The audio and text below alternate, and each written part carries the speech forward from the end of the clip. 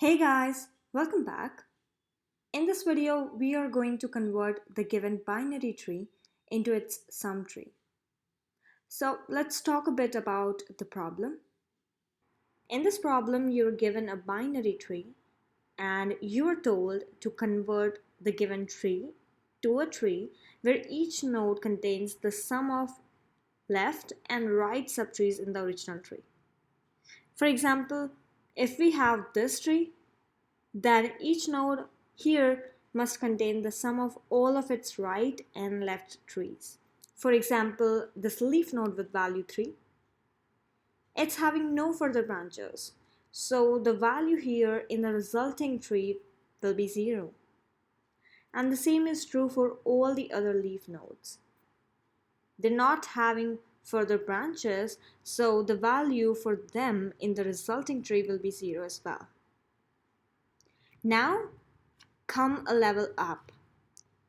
Here we're having 7 and minus 4.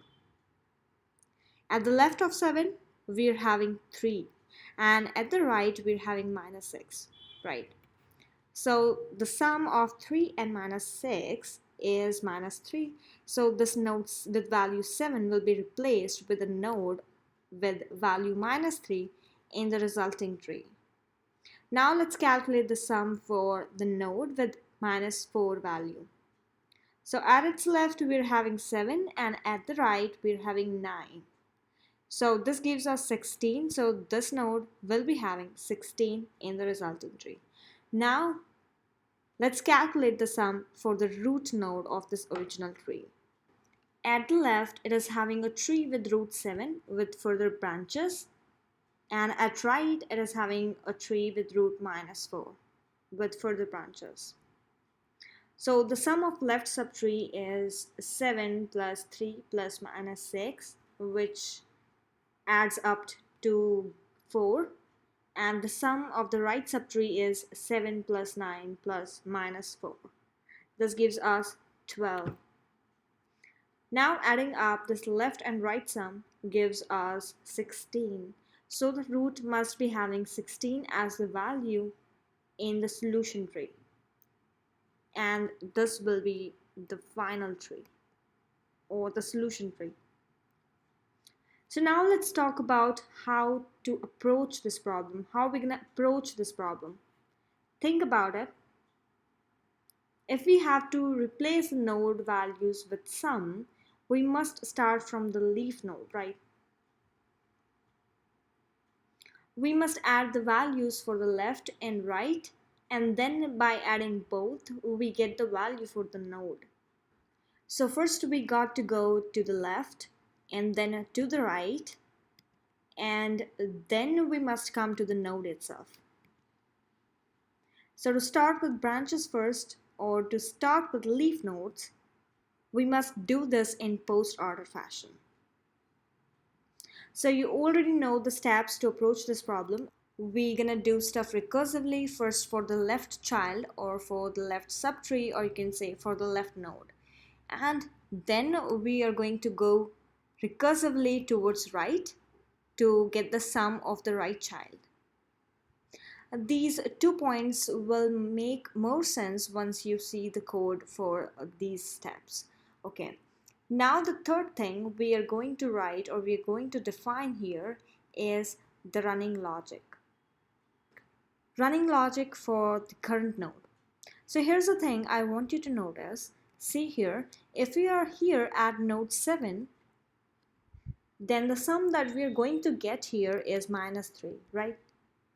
Now we need to replace this value 7 with minus 3. But if we do this, we will lose this 7. We don't want that because the node a level above it, this 8, is gonna need this 7 in the sum.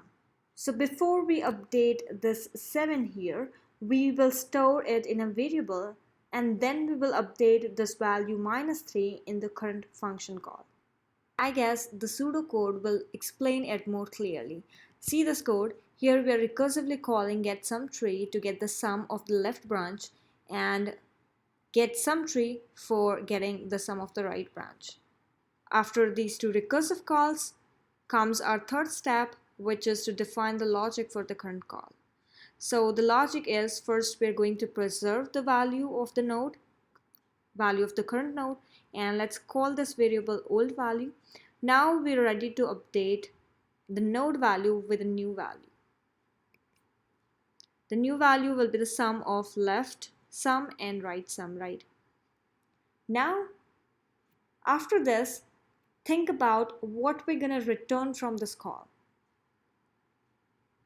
Here we need to return the sum of the node's old value and the sum of all of its child. Make sense? -3 is sum of the node's child, and 7 is the contribution from this node itself and the sum for the node above it. So -3 plus 7 is 4, and this value we need to return from here. It is the sum of old value of the node with the new value. So this is the logic. Now again, I want you to think about how the logic is going to get performed for the recursive calls. You pass the left is again a tree, recursive calls happens for the left and right of that tree, and again you get the sum for the left and right. You do add left and right to get the new value, and then you return the sum of old and new value from there. And after the completion of the left call, the right call starts and completes in the same way. We just have defined the logic. The computer is going to follow that. We don't have to do anything here. If you know how recursion works, it is very easy for you to visualize this, right? It looks same until we hit the base case. Here see this leaf node with value 3. If this node 3 exists here, then it must be having a left and a right child. But as it is a leaf node, it is the last node for this branch. So the point here is that the left and the right of a leaf node are always null or none values. So when within the recursion, the function is called for either left or for the right of this node 3, it finds a null value there, which further is having no left and no right. It is the base case here, the last call after which there is no recursion for the respective branches, as this case is valid for all the leaf nodes. So let's define the base case in the pseudocode. When we find a null value, what we are going to return? We will simply return 0 without doing further recursive calls, right? So let's define it in here. So say if node is null, return 0. So this is the pseudocode to convert the given tree into its sum tree. After getting this tree converted into sum tree, we also need to print the tree. And we are going to print the tree in order fashion. So in order, we traverse the left and then the node itself and then the right. So let's see the pseudocode to print this tree. Code to print the tree is going to be very easy and elegant, just like the post order code that we wrote to get the sum tree. Just the sequence or the order is different. First we recurse for the left, and then we do perform the logic, and then we recurse for the right. We don't have any logic to do here. We just want to print the node. So here in the middle, we are printing the node. Now the base case, if the node is null, then return from there without doing anything. So we have discussed how we are going to do the things in code.